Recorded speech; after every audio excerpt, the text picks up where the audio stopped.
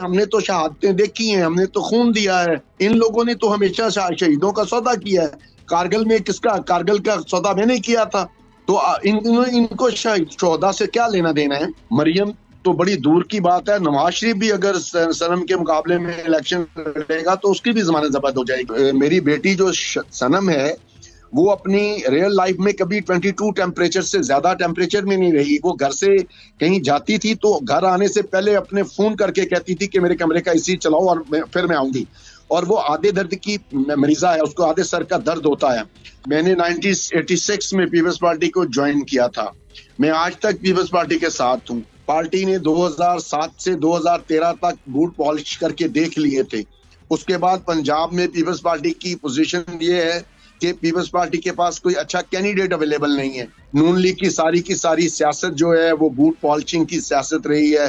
नवाज शरीफ साहब भी यही करते थे, उसका भाई भी यही कर रहा है कि इक्तदार बूट पॉलिश करने से मिलेगा। तो फिर अब लोगों को सियासत को इन्ना लिल्लाहि व इन्ना इलैहि राजिऊन कह देना चाहिए। इस्लामी जमहूरिया पाकिस्तान से मैं हूं वकार बका और आप देख रहे हैं सियासत.pk। इस वक्त मेरे साथ मौजूद हैं मुमताज सोशल मीडिया एक्टिविस्ट सनम जावेद, जो कि आजकल जेर हिरासत हैं। उनके वालिद जावेद इकबाल खान साहब, सर बहुत शुक्रिया आपके कीमती वक्त का।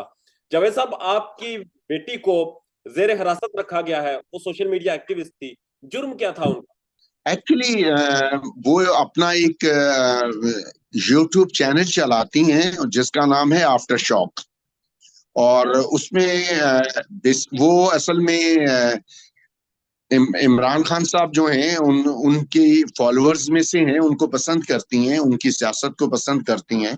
तो वो अपने यूट्यूब चैनल्स पे बाकी जो पॉलिटिशियंस हैं जो भी कुछ कर रहे होते थे उनको उसका रिप्लाई करती थी on behalf of PTI activist जो होते हैं। अब उनको उन्होंने पकड़ के और उसमें बेसिकली उनका इशू था मरियम नवाज से। वो मरियम नवाज को टारगेट करती थी ज्यादा। तो मैंने एक साल पहले उनको समझाया भी कि आप लोगों को पर्सनल नहीं होना चाहिए, आप लोग पॉलिटिक्स की हद तक रहें। अगर इमरान खान साहब के बारे में मरियम साहिबा कुछ कहती हैं तो इमरान खान साहब उसको रिस्पॉन्ड करें, वो आपको आप क्यों रिस्पॉन्ड करती हो उसको? उसने कहा नहीं जी वो हमारा लीडर है, उसके बारे में अगर कोई भी बात करेगा तो मैं उसको रिस्पॉन्ड करूंगी। तो बेसिकली तो उसकी एक्टिविटीज ना तो वो पीटीआई की कोई तंजीमी ओहदेदार है और ना वो उनकी टिकट होल्डर है, ना एमएनए एमपी है। वो उसकी जो सारी एक्टिविटीज हैं वो सोशल मीडिया रिलेटेड थी। अब 40 दिन हो गए हैं उसको पकड़ के बंद किया हुआ है अननेसेसरी। मैं इसको बाई मिस्टेक कह लूं या कुछ कह दूं, इमरान खान साहब के जो लोग हैं या उनके जो सोशल मीडिया एक्टिविस्ट हैं उन्होंने ये इस प्रपोज कर दिया कि जी उसको मरियम के खिलाफ इलेक्शन लड़ना चाहिए। तो उस दिन के बाद से अब प्रॉब्लम ये चल रही है कि जो इलाके के सर्वे वगैरह वो ये बताते हैं कि सनम को निगरान गवर्नमेंट के लोग हैं और जो बाकी लोग हैं वो उसको तंग कर रहे हैं बहुत ज्यादा। हम लोगों ने बड़ी कोशिश की कि मैंने उससे कहा था कि अगर तो आप तो नहीं हो पीटीआई की ऑफिस होल्डर नहीं हो, सब लोग भाग गए हैं, तो आप लोग को क्या जरूरत है, आप इतनी स्ट्रगल इतने प्रॉब्लम फेस कर रही हो? उसने कहा पापा नहीं, अगर मैं अब छोड़ के भागती हूँ तो मेरे में और भागने वालों में कोई फर्क नहीं रह जाएगा। मैं इमरान के साथ ही मैं उसके साथ रहूंगी। तो अगर मुझे इस जुर्म में ये सजा देते हैं तो इन्हें देने दें। सर बहरहाल, जहां पर मर्द भागे, मर्द रोए, जहां पर औरतों ने 3-3 दिन भी जेर हिरासत नहीं रह पाई, वो वहां पर आपकी बेटी खड़ी है और आपको उन्होंने कहा कि मैं अब नहीं भागूंगी, अब ये वक्त नहीं है भागने का। तो ऐसी बेटी के लिए आप क्या कहेंगे? देखिए वकार, मेरी बेटियां और मेरे बेटा मेरा प्राउड है, मुझे फख्र है अपनी बेटी पर। क्योंकि हमारी जो खून है ना जी, उसमें ये बात शामिल है। मैंने 1986 में पीपल्स पार्टी को ज्वाइन किया था। मैं आज तक पीपल्स पार्टी के साथ हूँ। मेरी बेटियां अपने शादी के बाद अपने खामदों के साथ रहती हैं, अपने खामद के साथ रहती हैं, और वो उनकी अपनी एक पढ़ी लिखी है, पॉलिटिकल आइडियोलॉजी है। मैं उनको कतई तौर पे फोर्स नहीं करूंगा। आज मैं पूरी अपनी ताकत के साथ उसके साथ खड़ा हूँ। अभी भी मैं अभी अब उसे जेल में मिलकर आया हूँ। तो जाहिर है माँ थोड़ी सी वरिड होती है। माँ क्या कमजोर भी होती है, अपनी बेटी को तकलीफ में देख के उसको प्रॉब्लम भी ज्यादा होती है। तो मेरी जो वाइफ है उनको पिछले 3-4 दिन पहले एक खासा शौक लगा और हमें उनको हॉस्पिटलाइज करना पड़ा 1 दिन के लिए। उसने अपनी मामा को डांटा कि मामा आप क्यों टेंशन ले रही हैं, कोई क्यामत नहीं आने लगी, ये मुझे गोली मार देंगे। मैंने सच बोला है, मैंने कोई गलत काम नहीं किया, मैंने कोई किसी चीज को तोड़ा नहीं है, मैंने ये मुल्क मेरा भी है। मैं भी कहती हूँ कि 9 मई का वाकया जो है वो बहुत बड़ी ट्रेजेडी है। लेकिन अगर हमारा लीडर, उसके बकौल कि अगर मेरा लीडर ये कहता है कि ये हमने नहीं किया, तो गवर्नमेंट उसकी फ्री एंड फेयर इंक्वायरी करवाए। अगर उसमें पीटीआई के लोग, जो लोग इन्वॉल्व हैं, उनको सजा दें, या जिन लोगों ने एक्चुअली वो वाकया किया है उनको सजा दें। आप नून लीग उस वाकये को अपनी पॉलिटिकल एडवांटेज के, अगर वो इस वाकये के बगैर इलेक्शन में आती है तो मैं नहीं समझता, मुझे 50 साल हो गए हैं आज सियासत में, मैं नहीं समझता कि नून लीग के लोग अपनी जमानतें भी बचा सकेंगे। मरियम तो बड़ी दूर की बात है, नवाज शरीफ भी अगर सनम के मुकाबले में इलेक्शन लड़ेगा तो उसकी भी जमानत जब्त हो जाएगी, जो इस वक्त इन्होंने किया है लोगों के साथ। बहरहाल मरियम नवाज ने बाकायदा से अहकामात जारी किए थे और उन्होंने कहा था कि सनम जावेद के ऊपर इतनी दफात लगाएं कि ये बाहर ना निकल सके। मरियम नवाज एक उस ये उसकी गलती है, ये उसकी गलत फहमी है। जाहिर है मुझे अपने मुल्क की अदालतों पर भी एतबार है, और ना मैं इतना कमजोर हूं कि अपनी बेटी का डिफेंस ना कर सकूं। हमने 92 में जब इसका बाप वजीर आजम था और इसका चाचा वजीर आला था, और ये बेनजीर साहिबा को ब्लैकमेल करना चाहते थे, हमने 36 महीने इनकी ब्लैकमेलिंग का सामना किया था। उस वक्त हम नहीं घबराए थे, अब क्यों घबराएंगे? अभी तो मेरी बेटी ने कुछ भी नहीं किया हुआ, मैं उसके साथ हूं। और अगर वो पूरे पाकिस्तान की सारी दफात भी लगा दें उस पर, तो मैं ये मानता हूं कि वो बेगुनाह है, और मेरे मुल्क की अदालतें उनके कहने पे नहीं चलती हैं। मुझे अपनी अदालतों पे कॉन्फिडेंस है कि वो इंसाफ करेगी। जावेद साहब, एक तरफ शदीद गर्मी, हब्स वेजा, हेड स्ट्रोक, इस सारे मामलात में आपकी बेटी को हब्स वेजा में रखा जाता है, कमजोर पड़ गई होंगी वो?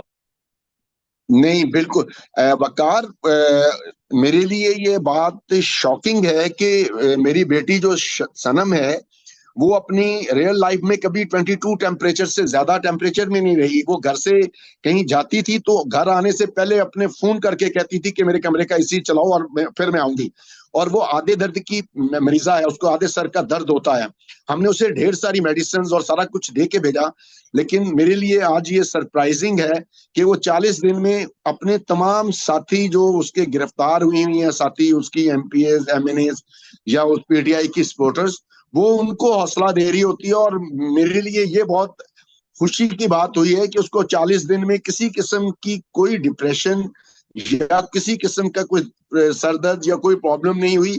मुझे उसे देख के बड़ा हौसला हुआ कि अल्लाह ने उसे बेपनाह कुव्वत बर्दाश्त दी है। सर, एक सोशल मीडिया एक्टिविस्ट को दहशतगर्द बनाया गया इस गवर्नमेंट की जानब से, क्या कहेंगे? देखें, इस गवर्नमेंट की जो पीडीएम की गवर्नमेंट है ना जी, उसमें जो शहबाज शरीफ साहब हैं, उनसे तो मुझे कभी भी कोई उम्मीद नहीं रही कि वो पाकिस्तान के लोगों के हकूक के लिए कोई बात कर सकते हैं। नून लीग की सारी सियासत जो है वो बूट पॉलिशिंग की सियासत रही है। नवाज शरीफ साहब भी यही करते थे, उसका भाई भी यही कर रहा है। लेकिन जो मेरे लिए आज शॉकिंग है, जिसमें मुझे शर्मिंदगी है, जो बिलावल भुट्टो जरदारी ने कौमी असेंबली में ये स्पीच की कि वो फौजी अदालतों की हमायत सिर्फ इसलिए नहीं करेंगे कि उसके बेनिफिशियरी जो हैं वो इमरान खान होंगे। मेरी नजर में पार्टी का जो मंशूर है उसको किसी भी रीजन से इग्नोर करना जो है, उसका नतीजा पार्टी की तबाही होती है। पार्टी ने 2007 से 2013 तक बूट पॉलिश करके देख लिए थे। उसके बाद पंजाब में पीपल्स पार्टी की पोजीशन ये है कि पीपल्स पार्टी के पास कोई अच्छा कैंडिडेट अवेलेबल नहीं है। अगर पीपल्स पार्टी अपने बुनियादी मंशूर आवाम ताकत का सर चश्मा है उससे बैकआउट करके वो भी ये समझती है कि इक्तदार बूट पॉलिश करने से मिलेगा, तो फिर अब लोगों को सियासत को इन्ना लिल्लाहि व इन्ना इलैहि राजिऊन कह देना चाहिए। सर, इस वक्त गवर्नमेंट कहती है कि अगर आप प्रेस कॉन्फ्रेंस नहीं करेंगे तो आप पर आर्मी एक्ट लगाया जाएगा, आपका कोर्ट मार्शल किया जाएगा, और सनम जावेद इसमें मेन टारगेट है। नहीं, मैं नहीं समझता कि पाकिस्तान के किसी भी कानून के तहत सनम जावेद ने क्या पाकिस्तान की किसी आर्मी इंस्टॉलेशन पे हमला किया है? क्या वो कोई पाकिस्तान का एटम बम चोरी करके ले गई है? क्या किया उसने? वो एक सोशल मीडिया एक्टिविस्ट है, उसके बारे में किसी किस्म की कोई इन्वेस्टिगेशन में ऐसी रिपोर्ट मौजूद नहीं है कि जी वो जना हाउस में जाने वाले लोगों को रोक रही थी। उसका तो ये क्लेम है कि जी इन्होंने मेरा सेल फोन इसलिए लिया कि मेरे पास रिकॉर्डिंग थी कि जो लोग अंदर गए हैं वो उनका पीडीआई से ताल्लुक नहीं है, उसका फोन इसलिए इन्होंने जबरदस्ती छीना है। तो वो तो ये मानने के लिए तैयार नहीं है कि जो जना उसमें होने वाली एक्टिविटीज हैं उसमें पीटीआई के लोगों ने कोई पार्टिसिपेशन किया है, उसका ख्याल है। और मेरा भी, अगरचे मैं इमरान खान साहब को इन तमाम बच्चों के जो इमोशनल है उसको उनको एग्रेसिव करने के हवाले से समझता हूं कि उनकी 14 महीने की जो कैंपेन है उसने जो यंग जनरेशन है उसको चार्ज किया, लेकिन इसके बावजूद वो ट्रैप हुए हैं, उनको ट्रैप किया गया इस सारे वाकयात में। मैं उनके इस मुतालबे को सपोर्ट करता हूं कि इन सारे वाकयात की फ्री एंड फेयर इंक्वायरी होनी चाहिए जिसपे सारी कौम को ट्रस्ट हो। खा वो चीफ जस्टिस साहब करवाएं या आर्मी चीफ साहब खुद करवाएं, क्योंकि अगर किसी इस सारे वाकये की 9 मई के जो मेन बेनिफिशियरी है ना जी, वो नून लीग है। कोई जमात जो है अपने, जब इमरान खान को ये पता था कि उनकी जमात आम इंतखाबात में आसानी से अक्सरियत हासिल कर सकती है, तो वो ऐसा इकदाम क्यों करते जिसकी वजह से वो प्रॉब्लम में आ जाते। उनके पास, नून लीग के पास पंजाब में इलेक्शन लड़ने के लिए और कोई प्रोग्राम नहीं था या कोई नारा नहीं था या कोई बयानिया नहीं था। अब वो उनको पूछे, क्या मरियम के बाप ने कभी शहादत देखी है? क्या अताउल्लाह तारड़ के बाप ने कभी शहादत देखी है? हमने तो शहादतें देखी हैं, हमने तो खून दिया है पार्टी के लिए भी और वतन के लिए भी। इन लोगों ने तो हमेशा शहीदों का सौदा किया है। कारगिल का सौदा मैंने किया था, कारगिल का सौदा तो नवाज शरीफ ने किया था ना।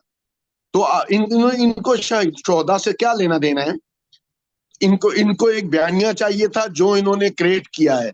और मेरा ये मुतालबा है मोहतरम जनाब चीफ जस्टिस पाकिस्तान से और बहुत मोहतरम जनाब आर्मी चीफ जनाब आसिम मुनीर साहब से कि इंसाफ के तकाजे को पूरा करने के लिए जरूरी है कि अगर इमरान खान ये कहता है कि ये वक़्वा उनके लोगों ने नहीं किया, प्लांट है, तो इसकी कम से कम फेयर इंक्वायरी तो करवा ली जाए और जो मुल्जिमान हैं उनको सजा दी जाए। हम पुरजोर मजम्मत करते हैं इस वाकये की, सनम भी करती है। बहुत